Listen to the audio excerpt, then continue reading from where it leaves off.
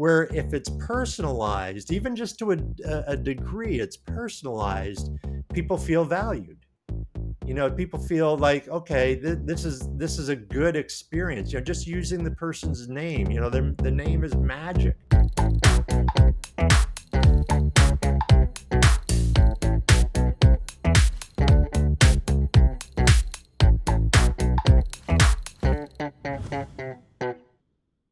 Hi, everyone. Welcome back. My name is Terrence Fox, Head of Innovation with iAdvise, and it's my absolute pleasure to be joined today by Mr. Disney, I'll call him, Dennis Snow, to talk through the Conversational Maturity Index and, of course, his perception of the toolset in building a generous and wonderful experience, excuse me.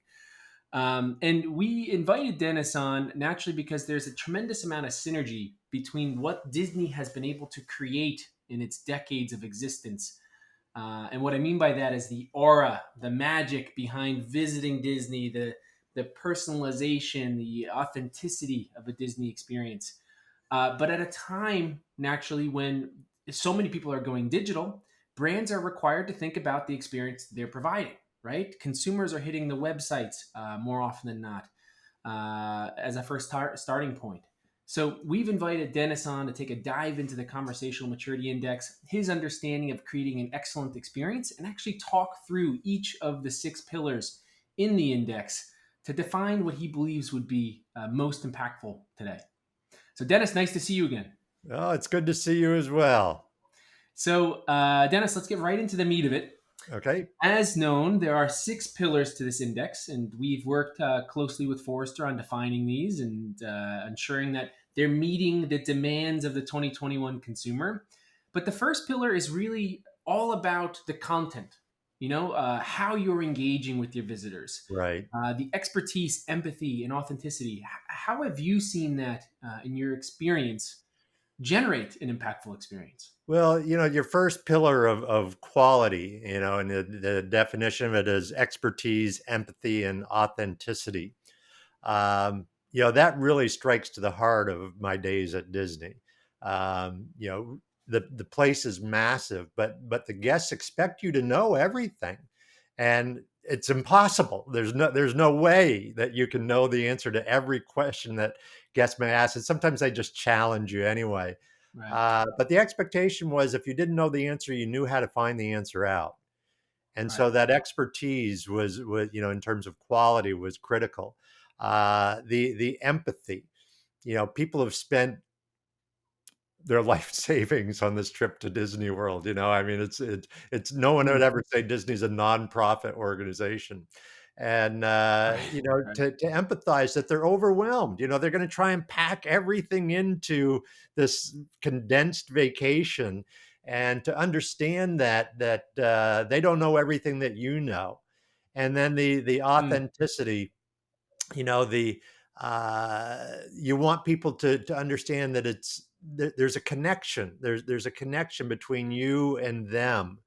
And so right. that was trained into us. That was one of the, those things were just trained into us, that's a part of the experience. Certainly the rides and shows are great, and they've got to be great.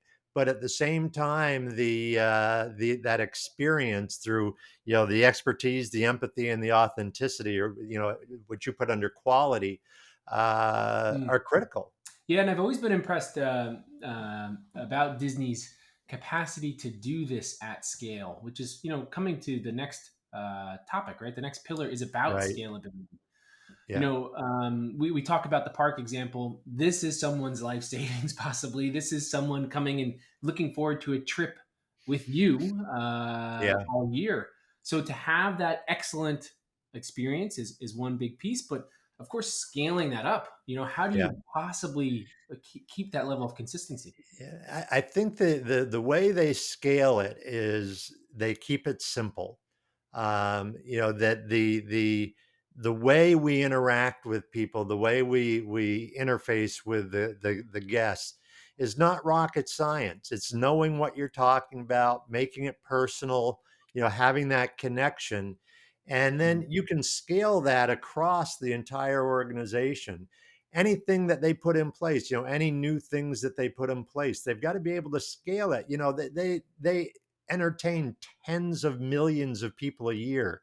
The Right. property itself is twice the size of Manhattan. So you think Mm, about the scale of it. You can't just have things that apply to this particular Space Mountain and doesn't apply anywhere else. It's got to feel like a Disney experience, no matter where you are on the property and no matter who you're interacting with.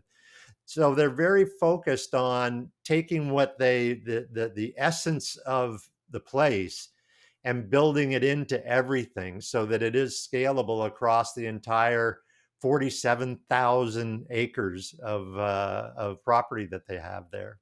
yeah, and Dennis, I know, of course, you are a mastermind of a physical experience, right? And when I transfer this over to the digital experience, it's very simply tied to that omni-channel fluidity, right? Like you need to, which Right. is another pillar we'll get to in a moment, but you need to make sure, of course, that Space Mountain has the same experience as the entryway to the park. Yeah, yeah, Uh, or a hotel, right. or a water park, any of the entities. So you look at the omni-channel experience in the contact center world. Well, there's an omni-channel experience at Disney World too, and it does include the contact center, of Mm, course, but it also includes when you're checking into the hotel, when you're boarding on an attraction, when you're asking a cast member directions on how to find something. Those are all the various channels through which we communicate with our guests. mm. And so it's got to be consistent across all of those channels. Again, what I said earlier and reinforce here, no matter where you are on the property, no matter who you're interacting with or how you're interacting, it should still feel like Disney. It should Yeah. still So feel like a Disney experience. absolutely, I think that's a critical piece we're seeing with a lot of our own, people that begin engaging with iAdvise. That I've got one experience here, a different one here. It's very jarring and uncomfortable for our visitors, and creating that seamless single organism. I think Yeah. me and Genghis said in the past is critical. Uh, Seamless is the right word. yeah, Yeah. and so we've talked about the expertise. We've talked about scaling that expertise and authenticity and empathy, but now that we have that, how do you make people at a Disney park feel special? And what I'll do from what you share here, naturally, Dennis, is try to, of course, translate this over to the digital experience today. Yeah. Well, this goes to the pillar of engagement and personalization, right? It's that pillar. And again, I remember from my days, when I would be boarding people on attractions, sometimes you only have seconds with them. Yeah. And you're also counting, how many people are getting on. When I was working at 20,000 Leagues Under the Sea, each submarine held 40 people. So you had to count at the same time you were to make a personalized experience. And so a lot of it was just really simple things like making eye contact with them, smiling at them, giving them a little head nod. If they have Mm. something funny written on their t-shirt, making a comment. I saw one. I was out there not too long ago, and I saw a guy with a t-shirt it's my all-time favorite Disney t-shirt now. It said most expensive day ever. I Yeah. love that. I love that T-shirt because usually it's most magical day ever, but he had most Right. expensive day ever. But just making a comment on something like that and smiling, and the kids used to get their names stitched on the back of their Mickey Mouse ears, and as the child would walk by, and you're counting, as the child would walk by, say, "Hey, Bobby, how are you?" And it would just freak the Mm. kid out because how did he know who I was? But the parents know exactly what you did. So it was just those little moments of personalization. And I think the word, whether it's a contact center or it's Disney World or any other business, I think the word is presence. We Mm. have to be present. We can't process people through our system. People know when they're being processed. And it's Right. hard to feel that connection, to feel that loyalty factor when you've just been processed. Where if it's personalized, even just to a degree, it's personalized, people feel valued. People feel like, okay, this is a good experience. Just using the person's name. The name is magic, in the various ways you interact with them. But I think the key word to that personalization, that engagement and personalization, is we have to be present. We can't just process people.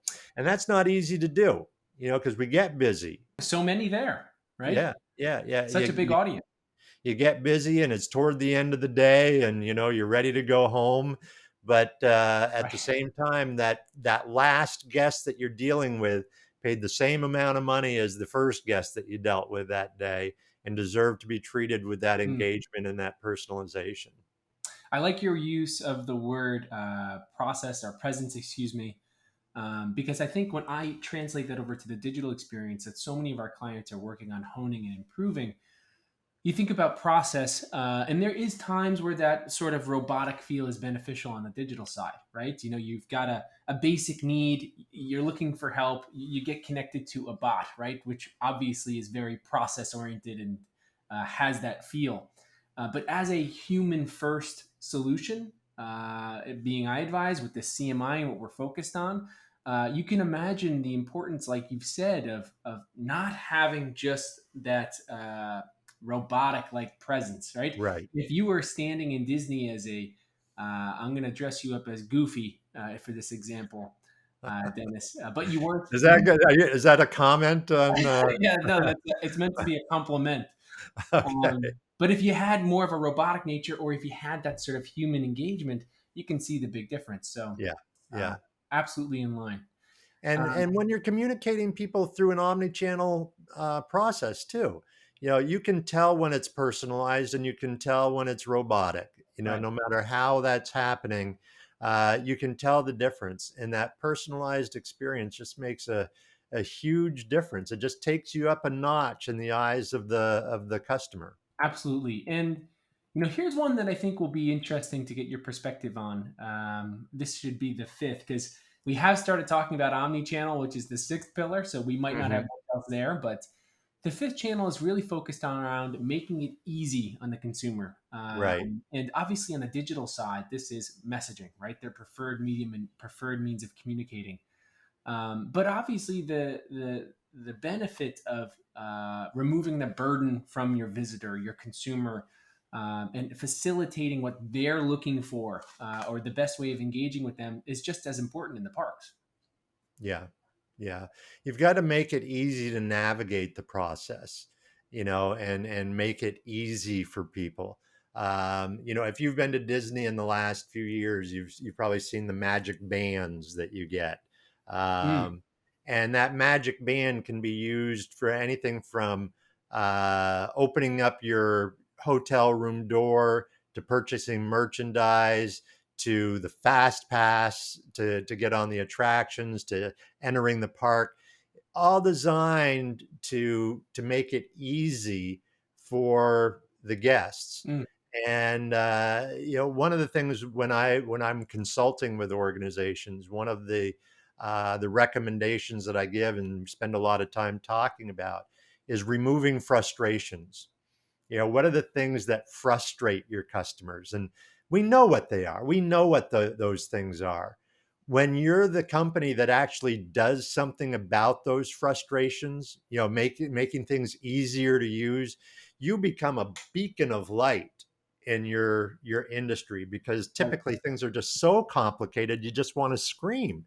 And when somebody makes it easy to do business with you, it becomes it's such a differentiator in the business world.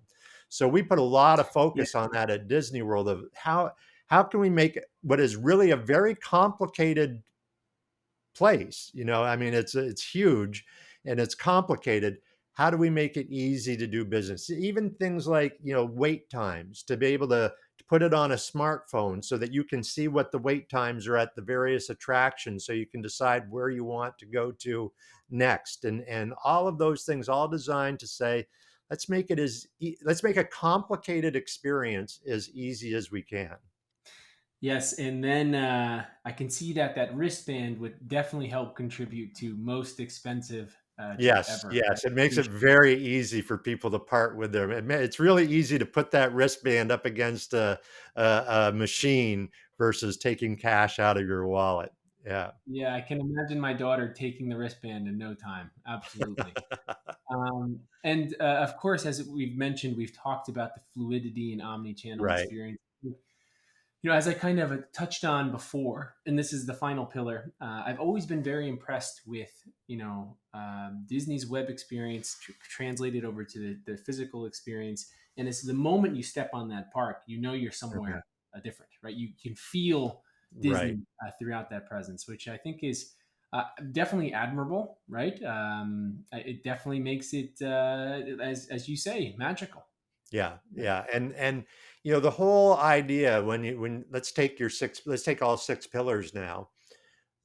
Everything is designed so that at the end of your stay, no matter how long you've been at Disney, the end of your stay, as you're leaving, the thought that you have in mind is, "We can't wait to get back. Right. It was expensive. I don't have any money left, Yeah. but can't wait to get back." So you take your 6 pillars and you apply them over the course of everything, every touch point of the place, whether it's online, the web presence, whether it's the helplines, whatever it may be. You apply those 6 pillars across the whole experience, and the result is that feeling of, it was very expensive, but when can we schedule another vacation to come back?